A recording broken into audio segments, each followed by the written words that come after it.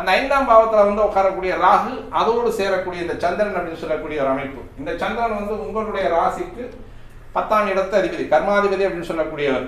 அவருடைய வீட்டுக்கு 6ஆம் இடத்துல போய் உட்காரக்கூடியதும் உங்களுடைய ராசிக்கு 5ஆம் இடத்துல போய் அவருடைய வீட்டுக்கு 8ஆம் இடத்துல போய் உட்காரதும் உங்களுடைய ராசிக்கு 5ஆம் வீட்டில் போய் உட்காரக்கூடிய ஒரு அமைப்பு அப்படின்னு சொல்லக்கூடியது எண்ண தடுமாற்றத்தை அதிகமாக கொடுக்கக்கூடிய ஒரு காலகட்டம் அப்படின்றது வந்து இந்த வருடம் உங்களுக்கு சொல்லிக் கொடுக்கக்கூடிய ஒரு அமைப்பு. அப்போ எண்ண தடுமாற்றத்திலையும் நமக்கு வரக்கூடிய பெயர், அதாவது ஏற்கனவே இருக்கக்கூடிய ஒரு பொசிஷன் அல்லது வந்து நம்ம செயல்படக்கூடிய செயல்பாடு அப்படின்றத வந்து கொஞ்சம் கவனமாக இருக்கணும் அப்படின்னு சொல்லக்கூடியது இந்த ராசி அப்படின்னு சொல்லக்கூடியது காணிக்குது. அப்போ இந்த பராபவனோட பிறக்கக்கூடிய தேதியில் நடந்துட்டு இருக்கக்கூடிய அந்த தசை புத்தி அப்படின்னு சொல்லக்கூடியது ராகு தசை. புத்தி வந்து சுக்கரன் புத்தி தான், உங்களுடைய ராசிநாதனுடைய புத்தி தான் நடக்குது.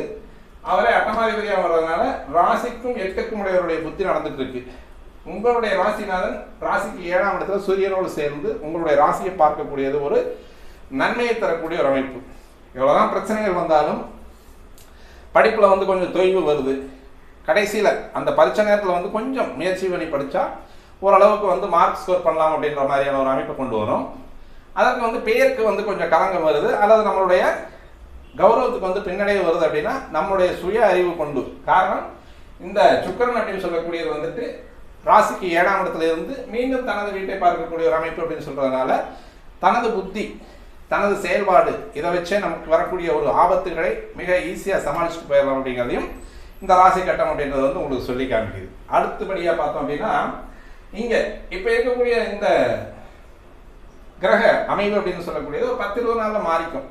சுக்கிரன் அப்படின்னு சொல்லக்கூடிய மாத கிரகங்களுடைய ராசிநாதன் அப்படின்றது வந்து மாதத்துக்கு ஒரு டைம் அப்படியே மாறிட்டு வரக்கூடியது. இந்த வருஷத்தினுடைய ஆரம்பத்தில் இது செய்யக்கூடியது, அது சொல்லக்கூடிய செய்தி அப்படின்றது வந்து நமக்கு ஒரு இன்டிமேஷன் கொடுக்குது. கொஞ்சம் சிரமத்தை கொடுக்கக்கூடிய ஒரு அமைப்பாக இருக்குது அப்படின்றத வந்து சொல்லுது. அதாவது வந்து நம்மளுடைய பெயர் புகழுக்கு, அந்தஸ்துக்கும், கௌரவத்துக்கும் ஈடுக்கு வரக்கூடிய ஒரு அமைப்பு இருக்குது அப்படிங்கிறத வந்து தெளிவாக சொல்லுது. அப்படிங்கிறத மட்டும்தான் இந்த ராசி கட்டத்தை நம்ம பார்த்துக்கணும். அடுத்தபடியாக இருக்கக்கூடியது அப்படின்றது வந்து வருடாதி கிரகங்கள் அப்படின்னு சொல்லக்கூடிய ராகு கேது இருக்கக்கூடிய இருப்பு அப்படின்னு சொல்றது பார்த்தோம் அப்படின்னா இந்த ராசி, உங்களுடைய ராசிக்கு 5ஆம் இடத்தில் ராகுவும் இந்த ராசியினுடைய 11ஆம் இடத்தில் கேது நல்ல பலமான இடத்துல உட்கார்ந்து. கேது வந்து 11ஆம் இடத்துல உட்கார்ந்து இருக்கிறது அப்படின்றது வந்து ஆராய்ச்சி கல்வி, பட்டய கல்வி.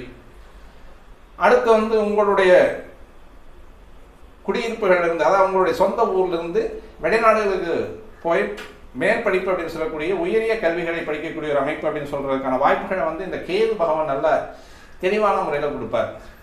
மேலும் வந்து மருத்துவ கல்வியில், பொறியியல் கல்வியில் நாங்கள் வந்து உயர்கல்வி, அதாவது உயர்பட்ட படிப்பு முடிச்சிட்டோம், அதற்கடுத்து வந்து நாங்கள் ஒரு